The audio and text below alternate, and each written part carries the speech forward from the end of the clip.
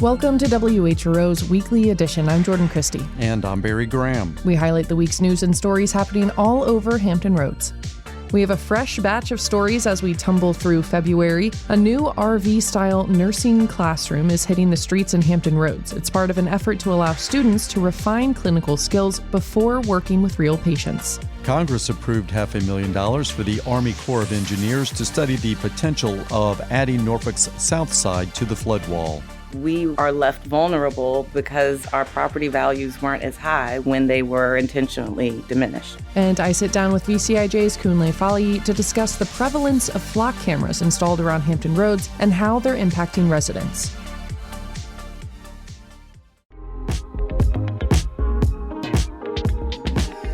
It's WHRO's Weekly Edition. James City County wants community help to plant 100,000 trees across 10 years. WHRO's Nick McNamara digs into the details. It's an idea that Board of Supervisors Chair John McGlennon has talked about for 2 years. He calls it Retree JCC. About 2/3 of the county is still covered with trees, but it's slowly losing its canopy to development. And at 667 acres were cleared between 2014 and 21. McGlennon wants to act before losses get worse. It's not a hard sell to the community to say, let's see what we can do about increasing our stock of trees. It wasn't a hard sell for board members either. Supervisors at a budget retreat last week supported staff's continued work on the volunteer-focused program's outline. They intend to formally announce the program and its framework near Arbor Day in April. Nick McNamara, WHRO News. Williamsburg and James City County leaders pored over their finances at annual budget retreats last week. Nick McNamara is back with a closer look. Fiscal pictures are different for the localities, but they have at least one commonality: higher revenues and higher costs in 2027. Williamsburg is expecting an additional $1 million in property tax revenue, while James City County is drawing in another $13.5 million. More sales tax money helped the city keep its capital fund from dipping into the red, but city manager Andrew Trivett had to cut millions in projects. Meanwhile, funding requests in James City County are nearly double its new revenue. County leaders are now looking at how to trim more than $15 million in asks or find more money to balance the books. Formal budget proposals are expected in March. Nick McNamara, WHRO News. A new kind of nursing classroom on wheels is hitting the streets in Hampton Roads. WHRO's health reporter Yi-Ching Wang reports on the RV-style units. When students can't physically be on campus, medical education programs are using mobile simulation labs. There are RV-style units that let students practice clinical skills before working with real patients. The labs are equipped with mannequins that can mimic breathing, vital signs, and medical emergencies. ECPI University launched theirs this month. Chief Operating Officer Barbara Marar says the goal is to expand access to hands-on training beyond traditional classrooms. Either it's inconvenient for them to come to the campus, or perhaps it's in rural areas where students don't have access to the nursing labs. So our first purpose really is to bring it to the community.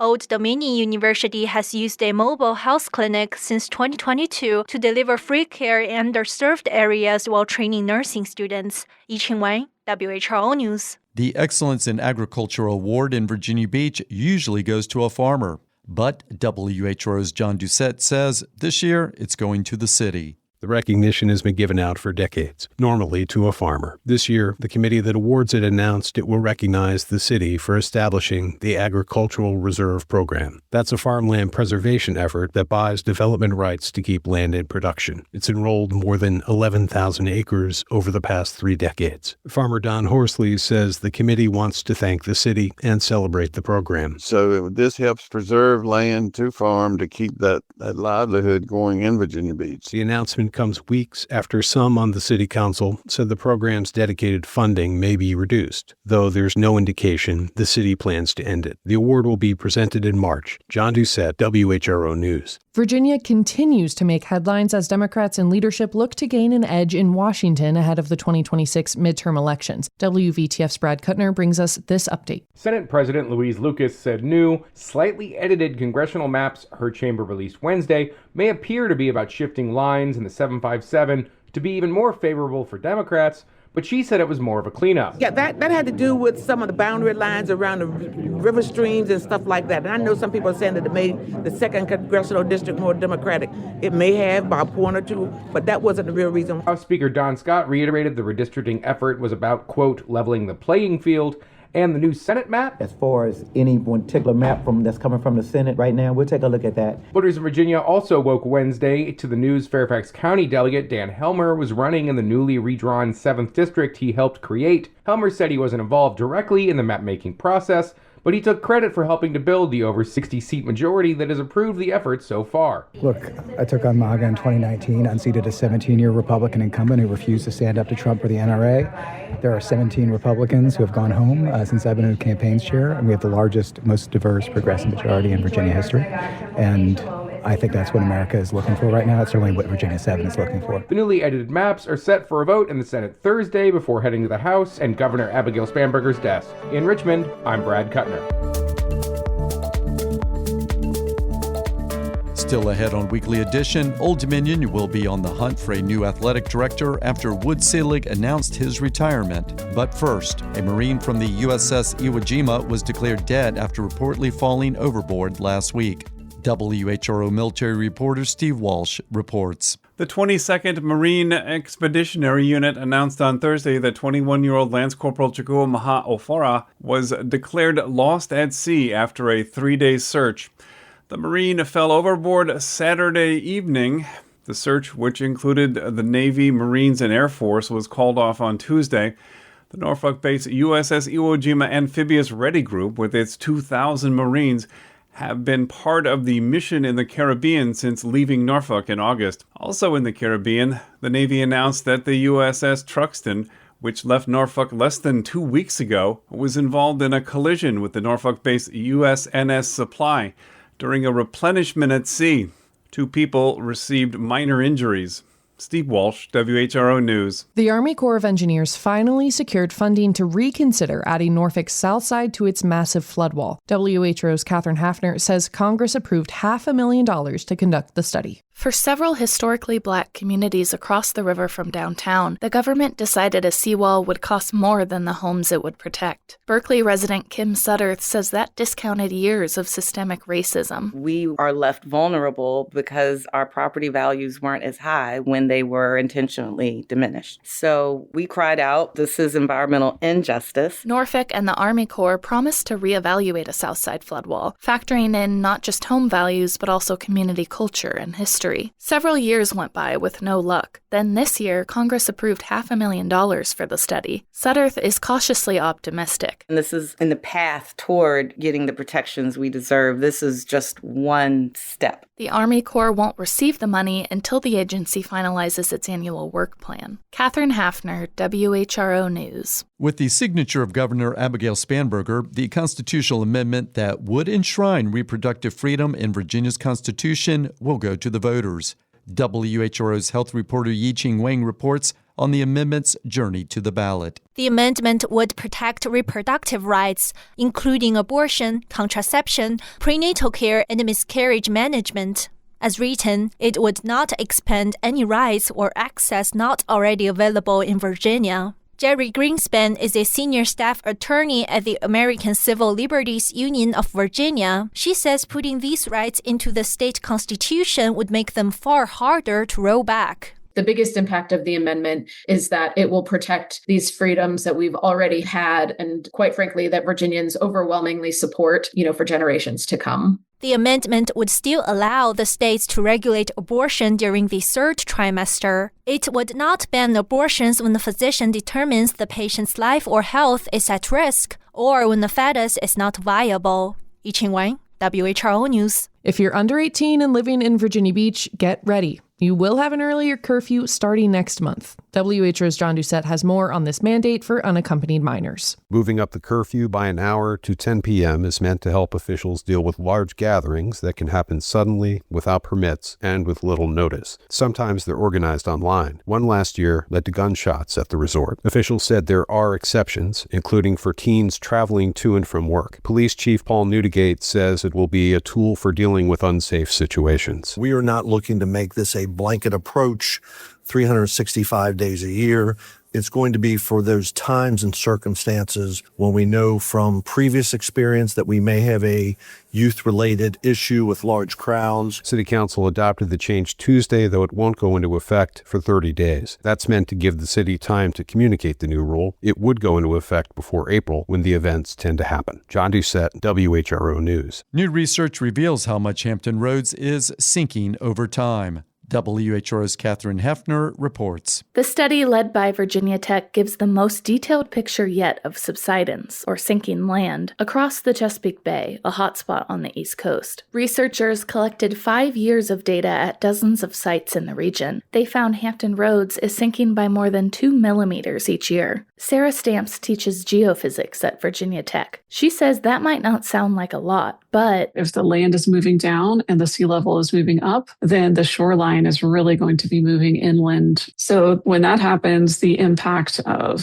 flooding is more substantial. Most sinking is the land's natural response to the retreat of massive ice sheets more than 10,000 years ago. But other things contribute, like groundwater withdrawal. Stamps says the team is now working to learn more about these drivers of subsidence. Catherine Hafner, WHRO News. Old Dominion's athletic director announced his retirement this week. We get details from WHRO intern Alex Macedo. Dr. Wood Selig announced his retirement as the Director of Athletics at ODU after 16 years. Beginning in 2027, Dr. Selig will serve as the Kaufman Lecturer of Sports Management within ODU's Graduate Sports Management program. Selig succeeded the legendary Jim Jarrett in 2010, and during his time as a Director of Athletics, he helped raise more than $157 million. Post-retirement, he plans to focus on athletics fundraising and donor stewardship. During his 16 years, ODU student-athletes achieved unprecedented academic success, setting multiple grade point average and Dean's List records. He also reinstated the current ODU football program, which had been discontinued in 1941, marking his significant influence on Old Dominion athletics. Alex Macedo, WHRO News. A federal judge ruled Norfolk's growing network of flock cameras doesn't invade people's privacy. But WHRO's Toby Cox says the ruling only means that privacy isn't compromised for now. Automatic license plate reader cameras take pictures of vehicles, including make, model, and bumper stickers. In Norfolk, those cameras are owned by a company called Flock Safety. The city has 176 of these cameras installed along roads and at intersections. 2 Hampton Roads residents filed a lawsuit against Norfolk's police department in October 2024. They claimed the data collected by the cameras could be pieced together to track people going about their daily lives. Federal Judge Mark Davis disagreed and sided with the Norfolk Police Department in January. He ruled that these cameras didn't capture enough data to reconstruct whole routines, with the caveat this could change as the technology expands. Toby Cox, WHRO News. Folks around Hampton Roads are still concerned about the invasiveness of flock cameras despite the recent ruling. You're right, Barry, and this has been an ongoing issue that will likely continue to meet resistance from both sides of the aisle in the future. Kunle Falayi with the Virginia Center for Investigative Journalism at WHRO is an award-winning data journalist who's done extensive research and reporting on flock cameras. So I sat down with him to get a better understanding of how this all works and how it impacts the community. Kunle, thanks for joining me to go over all of this. Happy to be here, Jordan. Thank you for having me. So what is flock? When did they start popping up in communities, and why was that mainly?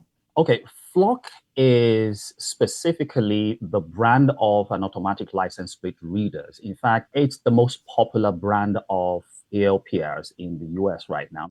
But there are other brands of ALPRs. So the ALPRs are specifically AI-powered automatic license plate readers. They capture details about vehicles. So if your vehicle goes by a camera, no matter what the speed is, it captures what the company, Flock Safety, calls the vehicle fingerprint.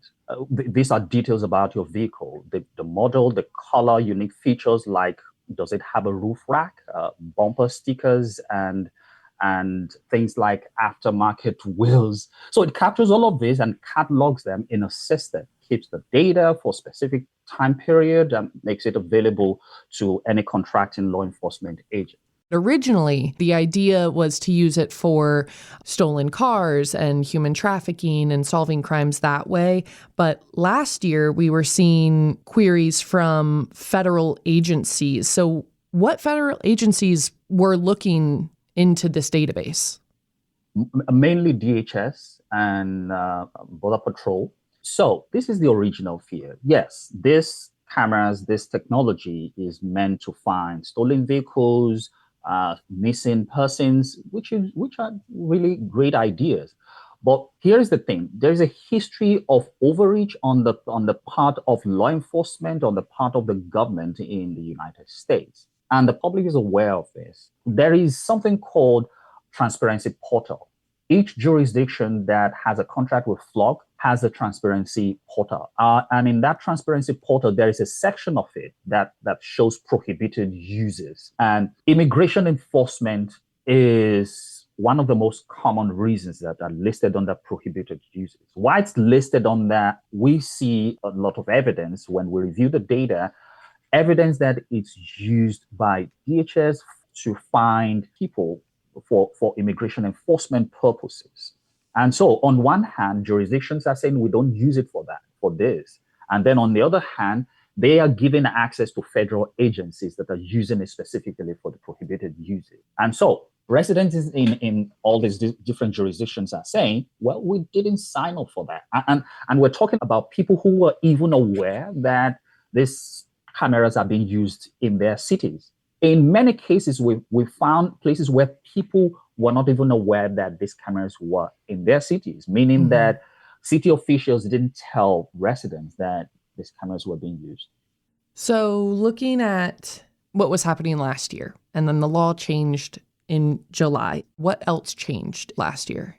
I think the way to think about it is what the law changed and what actually changed in the behavior of the law enforcement agencies who use Flock. The law specifically says that the data collected from Virginia can't be made available to agencies outside Virginia. That's one. That seems to be working right now because we haven't seen evidence yet that it's been shared outside the state in violation of the law. Second is it limited the number of days that the data can be kept on the system, which law enforcement will have access to it.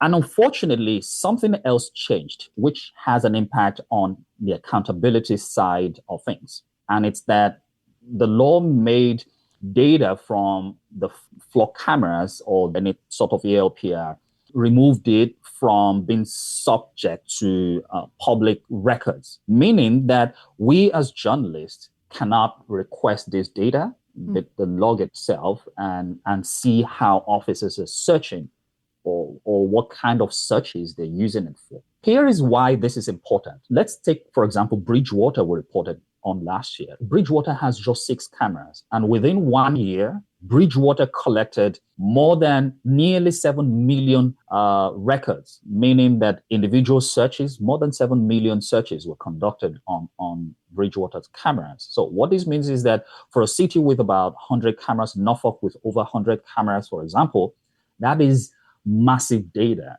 Not giving us access to this data basically removes the ability to hold agencies accountable for what they use these cameras for. That's the concern right now. In community spaces, what are people saying now? Well, I think we should take the Norfolk case, for example. The Institute of Justice, which is litigating the case, is saying that to search this data, to search the data collected by this system, they are asking for a law that will mandate law enforcement agencies to have a warrant. So they should not be able to conduct warrantless searches. Unfortunately, the judge ruled against them.